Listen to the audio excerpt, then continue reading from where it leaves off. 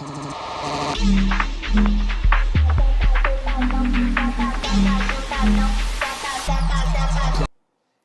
morning and welcome back to the Arima Community Café for our second episode, Café Conversations.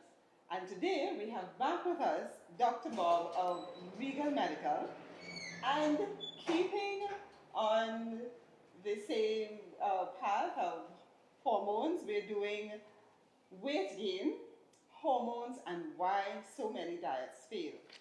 So this is something that I take dearly to heart after I crossed a certain age, and I know that I am not taking that. Why? Why do people gain weight even when they're not trying? So good morning. It's definitely a pleasure to be back with you all again. And this is probably one of the most misunderstood concepts in health.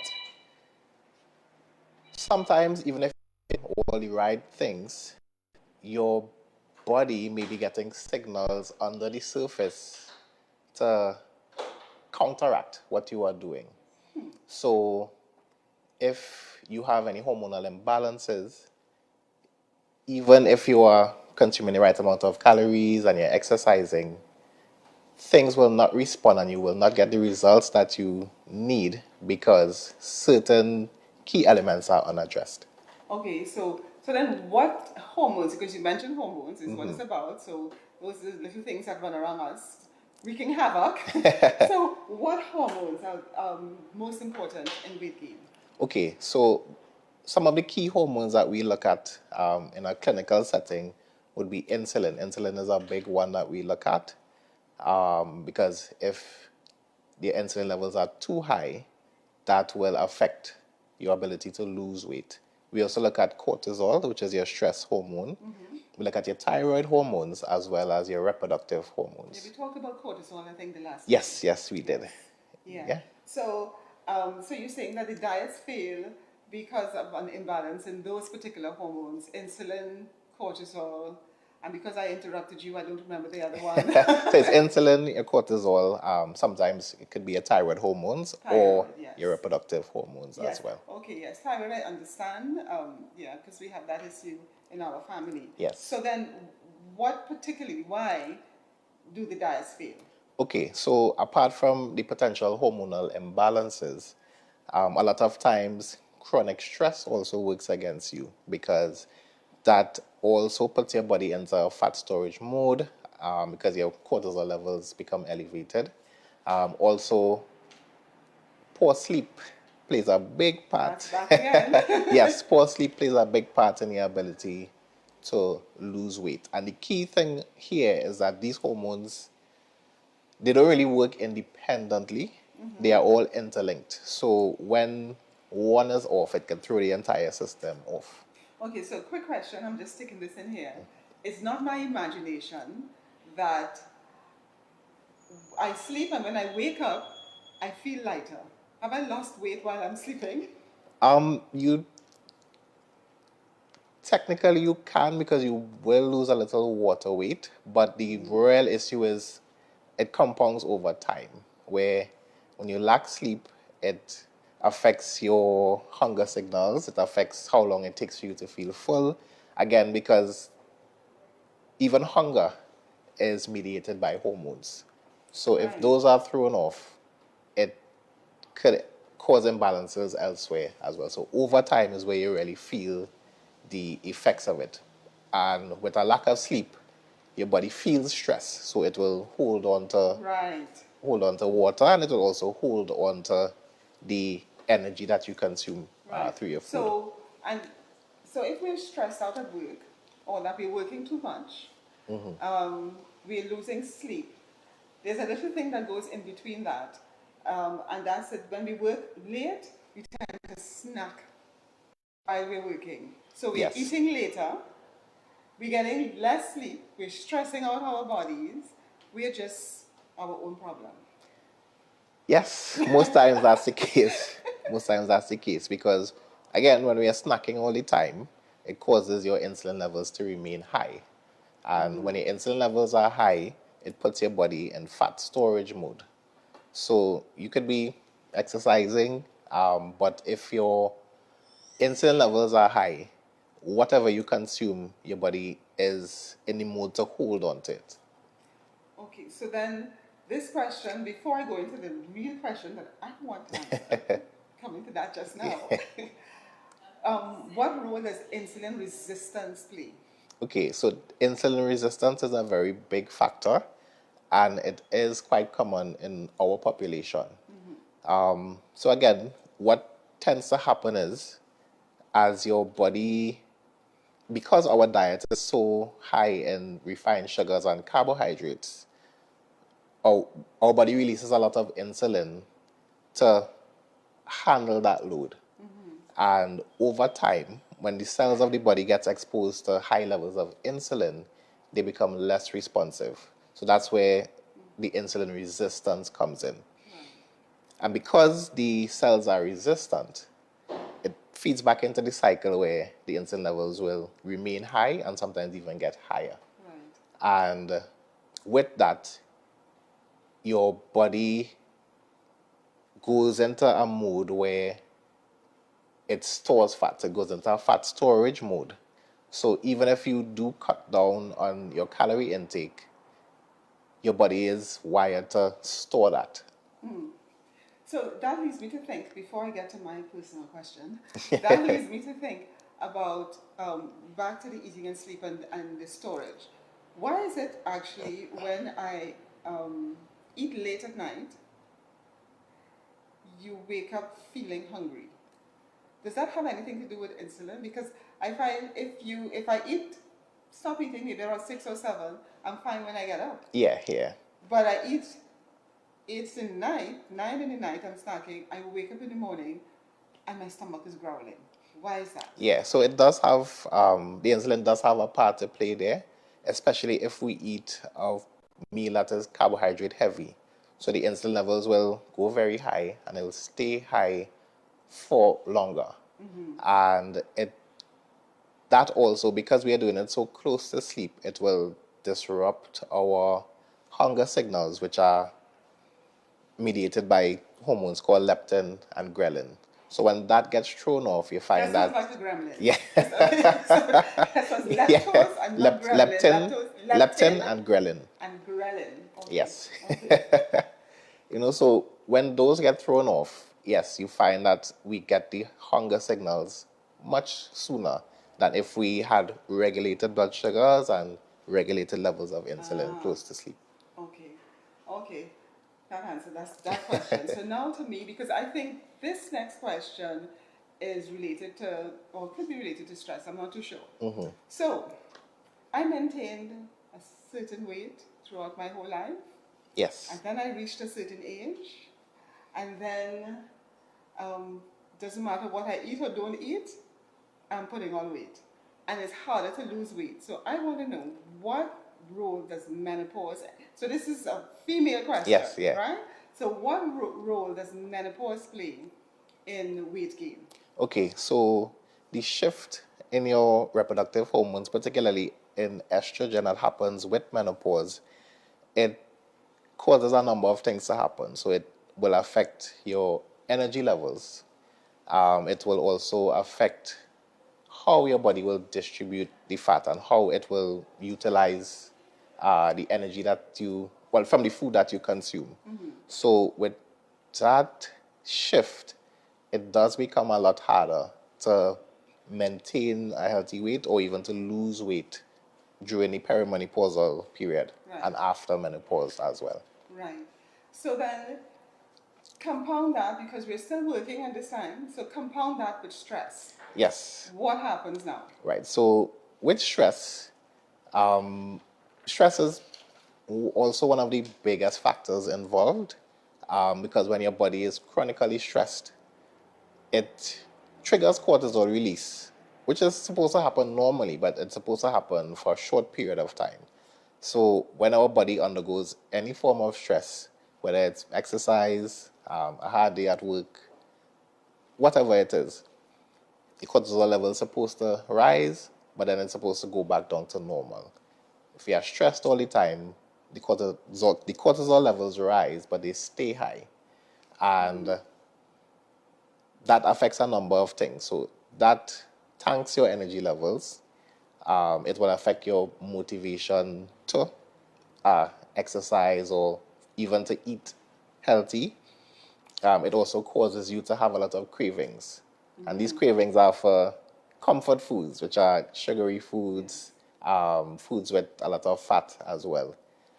So you end up creating a cycle where you're stressed, you have cravings, you gain weight, you get more stress. More stress, More cravings, yes, correct. So if we are not managing the stress component of things, we are missing a big piece of the puzzle. Right. So stress plays a big role. Yes. But in menopause itself is a stress, but I can't get rid of the menopause. True. So what do I do? Right. So the goal there is to learn to manage the stress and learn to recover from it. So a key part of that is actually listening to your body. Women especially tend to push through stress and keep going. But sometimes your body wants you to get some rest, wants you to unwind and recover. But because of all of the responsibilities that fall on women, a lot of times, I may not be the expert on that, but that, compounds the issue. Yes. So while we women are in fact superheroes, Yes. we are. We do need to kind of keep in tune with our bodies. Correct. We need to remember to reduce our stress levels. Yes. Because while as human beings we all have these, we all have hormones, and we all struggle with weight gain and sometimes, and inability to lose weight, because that's also a male problem. Correct, yeah. We as young women have the additional weight of menopause, the additional weight of our responsibilities that create more stress. Correct. So this has nothing to do with weight though, because I'm saying this and my question is, how is it then that women tend to live longer than men? Do you have an answer to that? Yes, so a big part of that has to do with health-seeking behavior. So when women have issues, they will tend to go to the doctor a lot sooner. Whereas men, especially in the Caribbean setting, our culture is we will go when the cat is out of the bag most of the times. Yes. So that is one of the biggest factors as to why women live longer, because they would seek we seek help. medical Yes. advice and we seek help Yes, much correct. sooner. Yes. Yeah, because we are also, apart from being superheroes, we are smart enough to know when we need help. Yes. Yes, we are, right? Correct. Okay, I'm sorry, guys. It's not that you're not smart. It's just that it's easy, I guess, for women to seek help. Yeah, correct. Yeah, because we don't see it as a personal fault or Yes, we don't see it that there's something, it doesn't lessen us as a person, I guess. We have smaller egos. Yes, that is true. That is true, because men, and especially with health-related issues, vulnerability or the lack of the ability to be vulnerable becomes a barrier. Yes. So great. So sustainable weight loss now. What actually works? Okay, so for sustainable weight loss, we have to shift our mindset from quick fixes to managing your metabolic health. One of the key factors, and we can start here, is to regulate your blood sugars. We do, because of the type of foods that are part of our culture, we do consume a lot of carbohydrates and a lot of refined sugars. And this will cause insulin resistance over time. So when we regulate that, we can shift things in our favor to lose weight. Another thing we need to do is to manage our diet well and to routinely have a well-balanced diet. This would comprise of protein, fiber, healthy carbohydrates, healthy fats. And once we have, most times if we set our meals to follow those principles, we will eat in the right proportions. Another thing as well that we often neglect is hydration. Yes. Yes, and when we are dehydrated, it could actually trick us to thinking that we're hungry, so we end up snacking instead. Okay, and especially now with the weather patterns, it's really hot. Correct. And we tend, we go through it and then we come into a cool environment and we forgot that we were hot and we needed to drink some water and we just continue without actually hydrating. Yes, correct. Yes. All right, so another key part of sustainable weight loss and maintaining a healthy weight is to incorporate movement. And this should come in the form of cardiovascular exercise as well as resistance training. And this doesn't mean you have to go in the gym and lift a lot of weights. So simple body weight exercises or some resistance bands, those will go a long way when you combine it with the cardiovascular exercise. Yeah. So for me, I was never really into gym, and I think like a lot of women, because we're doing so many things, the time to actually spend, on an exercise class in the evening or even coming to the gym, we tend to not be consistent in it. Correct. So what I started doing is that there's something that we do every single day, right? At least two things, I hope, is that we brush our teeth and we bathe. Yes. Right? We take a shower. So I started exercising while I'm brushing my teeth, and this is just incorporating movement. Correct. For somebody who is just not into, the jumping jacks and all that sort of stuff. So I will do, like some yoga movements while I'm brushing my teeth. Yeah. And then I will do, leg ups, because especially when you reach a certain age, I know that you have to strengthen your legs. Yes, definitely. Right? So before you go into the shower, I spend like 10 minutes or so actually doing some movements and leg exercises and some cardiovascular, which is not a whole lot. I don't like jumping up and down, right? Yeah. But it helps with ensuring that I have movement every day. Correct, yeah. And that goes a long way. And there are simple tricks we could use, like parking the furthest from the building. When we have taking to a walk through that, I don't like to do that. If they're in a maxi or taxi, it has to drop them exactly where they need Correct, to yeah. go. But yeah. Yeah, so things, go a long way. Yes. All right. Yes, so Dr. Bobb, take away message for us. All right. So when we are looking at sustainable weight loss, we have to ensure that whatever we are doing, it's something that we could sustain over time, because our body is very smart, so it adapts quickly. So if we exercise intensely or shift our diet for a few weeks, we may see some results, but when we lose motivation and we go back to our old habits, our weight will rebound. Yes. So we need to, consistency is our best friend in this, and we need to listen to our bodies. If our body is telling us something, we need to listen, seek the help that we need, because when we fix the internal environment, the external results will follow. Yeah. Great. Thank you so much, Dr. Bobb. You're welcome. Another great episode. You're welcome. Do we have any questions? Yes, I'm supposed to read the comments. Where are the comments?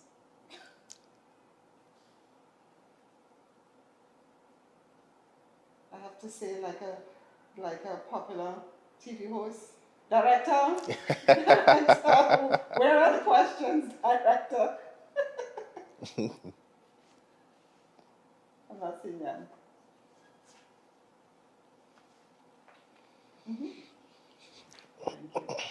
Okay, great.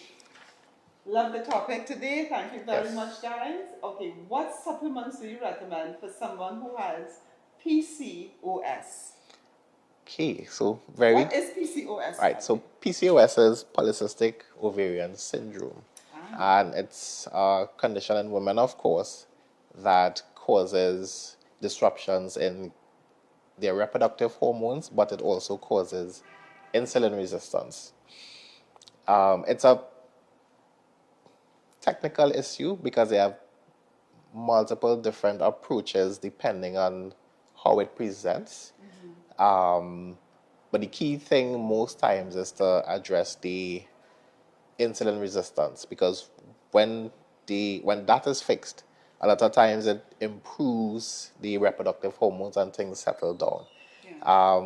In terms of supplements, inositol is one of the supplements that is common. Inositol is commonly used, and it helps with the regulation of the reproductive hormones, as well as one of the key things with PCOS sometimes is that the testosterone levels tend to be a little high, so it helps with that as well.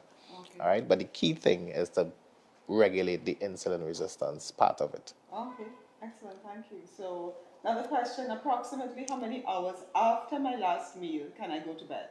Right, so ideally, let's say you go to bed like around 8, 9, you give yourself about 2 to 3 hours, maybe even 4 hours, to allow for the digestion process to be completed. Yes. Yeah.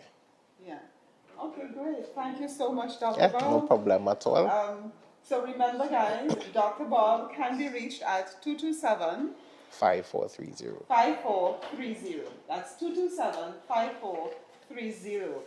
And for the members of the Arima Community Centre, we get a special 10% discount on our visits. Right, so that if you're not a member of the Arima Community Centre, then you need to become one. So visit our website at arimacommunitycentre.com and check membership. And so you may hear a little background noise, and that's because of Arima Community Café. Yeah, so visit our website and please become a member. So just a few announcements, because there are things happening at the Arima Community Centre. Tomorrow, the 28th of March, is our second Play Popcorn and Pajama Saturday. So we're starting at 3 p.m. Bring out all the children.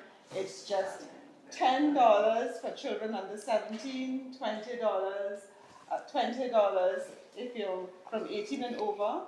And we will have lots of games. We have food on sale. There's a bouncy castle for the children. There'll be face painting and just loads and loads of fun. We're looking to ensure that here in Arima, in the community of Arima, we have cost-effective and safe space for our kids to have fun. Yes? So don't miss out on our Play Popcorn and Pajamas tomorrow, Saturday the 28th of March from 3 p.m. Also another announcement, our book club. So we do have a book club here at Arima. You'll see all of this on our website again, so you can join the book club on our website. The book club meets on the second Wednesday of every month at 10 o'clock, second Wednesday of every month. This month, you're very welcome to come. This month is kind of open. We're asking everybody to come with their favorite poem, whatever it is, and we will have discussions around that. So if you missed the last one, you may not know what book it is to read, that's fine. This month, which will be the second Wednesday in April, it's just Poetry Day. So please come out. We're also entering our month of health and wellness. So the Community Development Division of the Ministry of Culture and Community Development is entering from April. It's the month of health and wellness. So all of our facilities, the regional complexes, the community centers will be having burnouts and various health and wellness activities.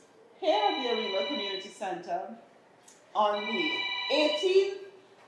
18th of April, the Enhanced Rehab TT, that's they're here, again located right along this street on Anderson Street. The Enhanced Rehab TT will be having, jointly with us, a community health fair to celebrate World Health Day with an exciting interactive healthcare focused on helping you move better, feel stronger, and live healthier. All in line with what it is we discussed, yes? So some of the highlights include expert talks by our own Dr. Bobb.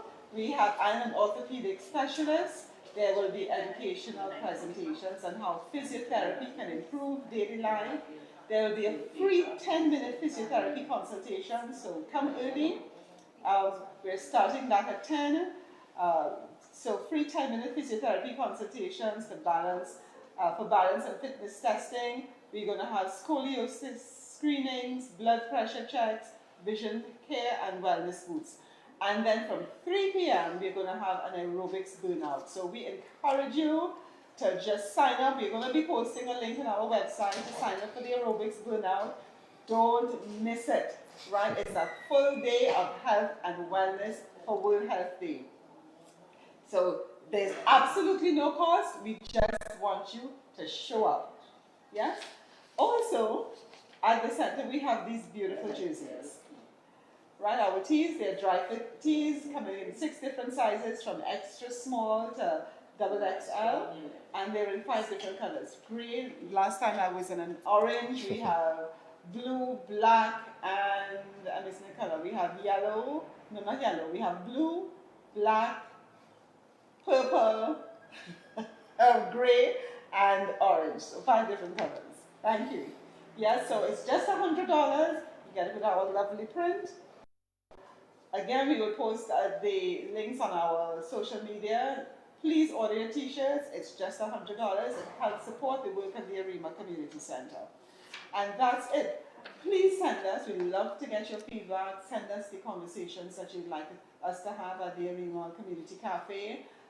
What we have in mind is some focus on some of the stalwarts of Arima. Arima is full of history, and I'm kind of lining up a conversation with someone who has done extensive interviews with Kitch and all the people around him here locally and in England and across Europe.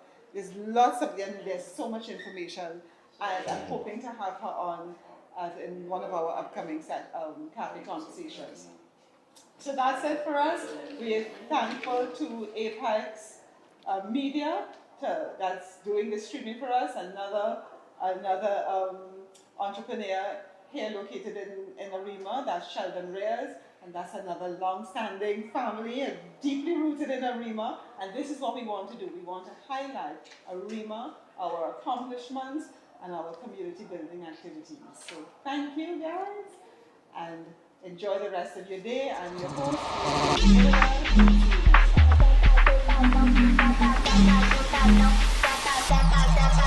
time.